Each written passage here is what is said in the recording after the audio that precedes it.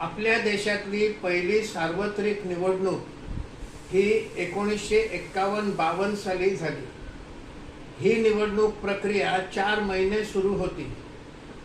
25 October 1951 या दिवशी पहिला टप्पा आणि 21 फेब्रुवारी 1952 या दिवशी शेवटचा टप्पा, असं 4 महिने ही निवडणुकीची प्रक्रिया सुरू होती। त्यावेळेला 21 हे मतदानाचं वय होतं, 18 नंतर झालं। आणि त्या निवडणुकीमध्ये प्रत्येक मतदान केंद्रावर जेवढे उमेदवार उभे आहेत त्याच्यापैकी प्रत्येकाच्या नावाची एक एक मतपेटी असायची। ज्याला मत द्यायचं आहे, ज्या उमेदवारांना मत द्यायचं आहे त्याच्या पेटीत हे मत टाकायचं, अशी त्यावेळेला पद्धत होती।